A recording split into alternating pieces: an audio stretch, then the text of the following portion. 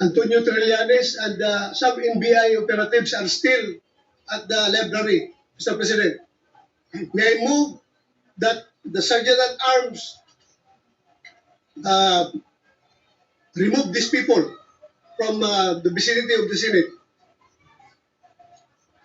Mr. President,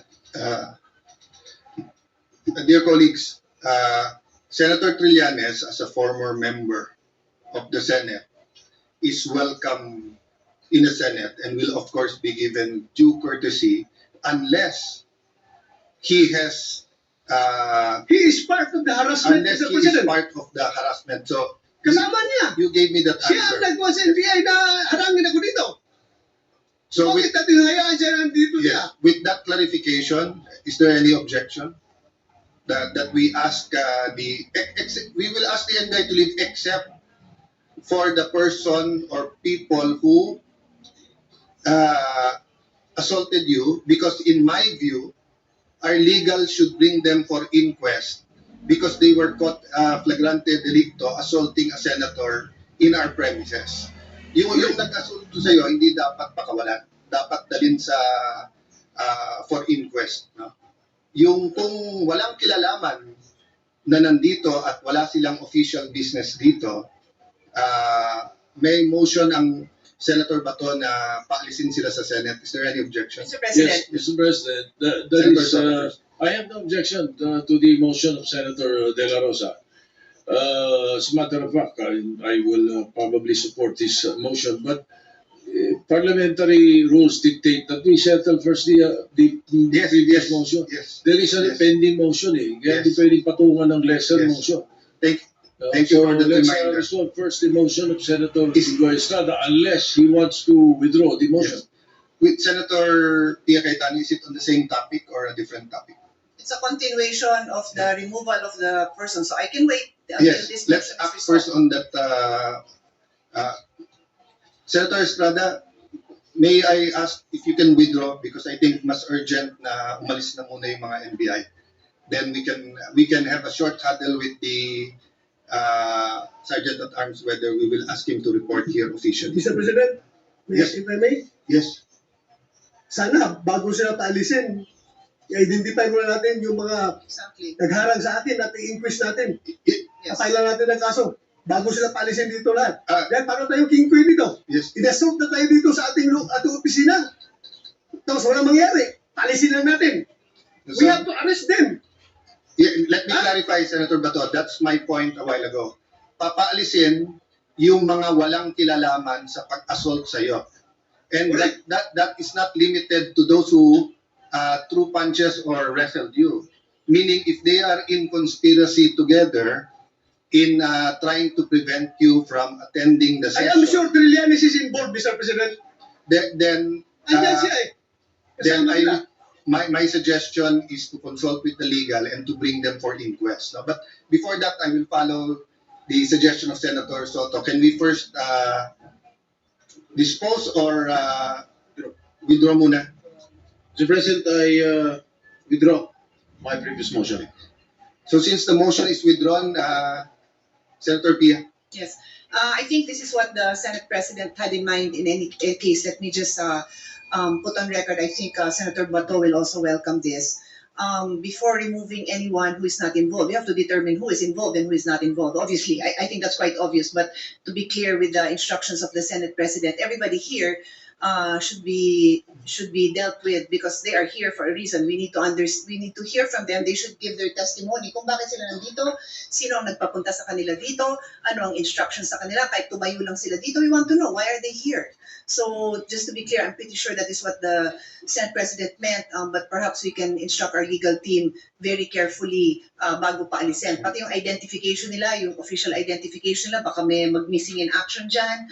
We just want to be clear that everyone who had who even witnessed, even if they were just a witness, we would want to have access to them, Mr. President. Thank you. Let me clarify. No? If the committees themselves can hold indirect or indirect contempt unruly guests, may they be witnesses, may they be our employees or whatsoever, basta non-members ng Senate, lalo na na pwedeng mag-direct or indirect contempt dito sa Senado. But we are dealing with two separate things, whether what they did was contemptuous, and then secondly, whether there was a criminal offense committed within our premises in front of our faces that gives us the right for an arrest and ask the DOJ for an inquest. That is why I think the Sergeant at Arms took our instructions a while ago not only to view the video but to conduct an immediate investigation. Maybe we can have a 2-minute suspension and consult with the Sergeant of Arms kung nasaan na yung investigation nila. Before we ask anyone to leave the Senate. Tama si Senator Bato at Senator Pihe. Baka palisin natin ba? Pero baka naman sila yung dapat arestuhin. No? So we'll suspend for 1 minute. So if the audio-video room, if the technical aspect is ready, please play the CCTV footage of Senator Bato's arrival today.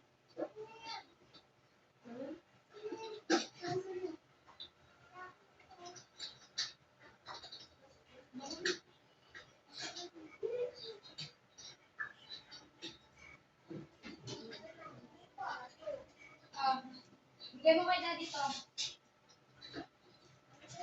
O, bigay mo hindi pa.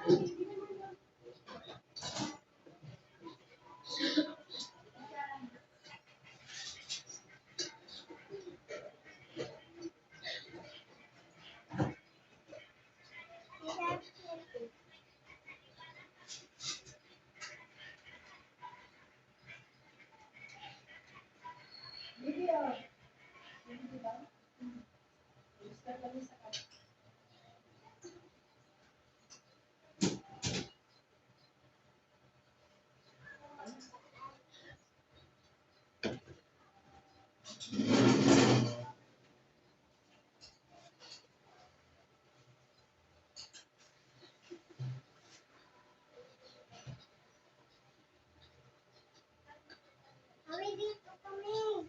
Bagay mo si Bibi. Kasi balik kami siya. Tapos, balik dito.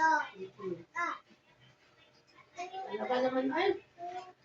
Paalam mo eh, ikaw ang baby. Ikaw ang bantayan ko eh. Dali na sa ito.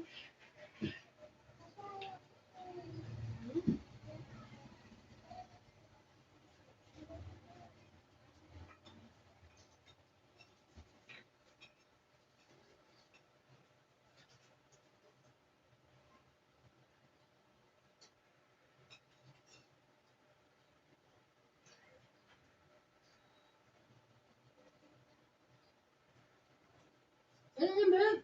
Upo na. Ubuan kita? Ha? Ubuan kita, Ben? Dali. Harap mo. Ha? Ha? Ayaw mo rinda? Bakit? Bakit? Ano, lagi na lang yung hinaan mo masakit dyan mo. Bakit? Ha? Ano gusto mo?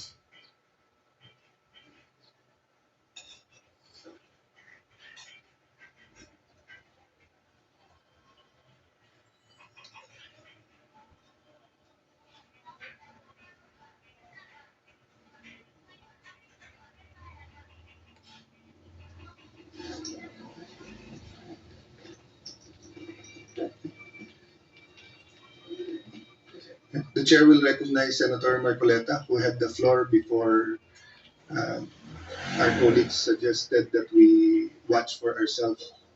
So we will be asking the OSA to identify who among those who were chasing Senator Bato were NBI agents.